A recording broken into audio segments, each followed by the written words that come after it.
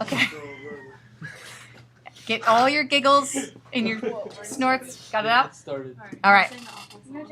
Let's do it. So we also have layers, which you probably recognize from every other Adobe program we've ever used. But much like Illustrator, it creates sublayers. So let's bring in some pictures, right?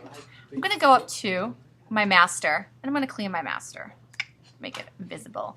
And I'm going to get rid of a couple of these pages. All right? Let's go to the first page. Now, there are a couple of ways to bring in an image, and they're just like smarter ways of doing it, but there are a couple of ways. Now watch this. So I can go, I'm going to show you the absolute not way to do it ever, okay? Here's the not way to do it ever. The tray way. Don't do it. Do not do that, and I'll show you why.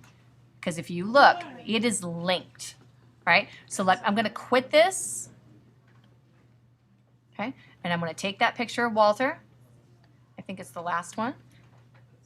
No, it's this one. And I'm going to throw it away. Right? Now, you go to turn your project in, and I open it up. And it opens up.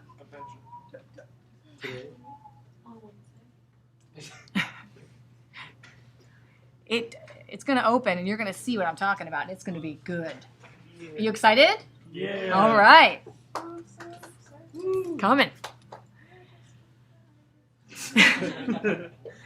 I could edit this video, but why?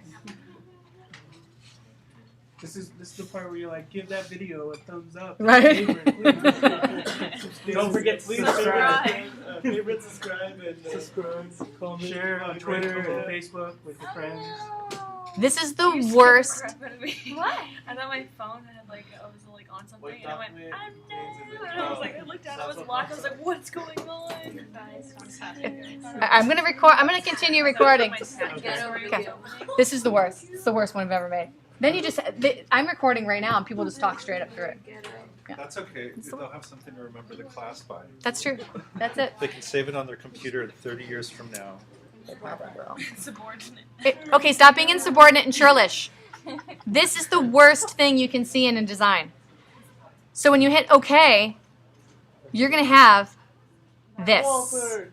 No, you won't have Walter. He's not really there. He's not really there. What? He's a ghost dog? He's a ghost dog. So, this is the worst thing. Sometimes you can go in your links and you can go to relink. But you know what? It's not even there anymore. So I'm going to show you how to import it in a way where you will not get ghost dog. Okay. No, it's not like bat dog. I can see your confusion though. Okay, we'll put both of these back in images. Here's the way to import it. You can go File, Place, which is Command D. Just learn that now. Example, grab one. Hit Open, and you notice it is loaded on the cursor, right? Do you notice how it's stuck to the cursor? Mm-hmm. I can either just click, and it will plop, just put it right there, or I can click and draw a container, and it will fit. Sound good? Now, it is still linked, but when I quit InDesign, as long as it stays, as long as images stays in there, when you open it back up, I'm serious. You can embed it? You can embed it. I'll show you how. When your files get gigantic, they will make your files huge. Yeah. Huge. I don't recommend it, but I'm going to show you how to do it. Right? If you're making very small things and you're new to it and you're a little nervous, you can embed an image or two. So let me show you that. As long as it's in that folder and you give me your whole folder. So when you turn in things in InDesign, you will turn in a PDF. But for you, after if I say, hey, make a suggestion to change something, you'll need that entire folder. Okay, so Walter's still there. But if you leave the images in the folder, it keeps it more manageable rather than just putting all on that one file. Absolutely. Okay. And I can show you, I can bring in a screenshot. I'm trying to figure this stuff out, so shush. No, it's a really good question. From the kid who's not in the class, but I have to learn this eventually, okay? I will bring in a screenshot of my folder structure for the 22-page lookbook. And it had fonts and flats and images, retouched photos, untouched photos. Everything was in one folder. And that folder was gigantic, but that was not what I sent to the printer.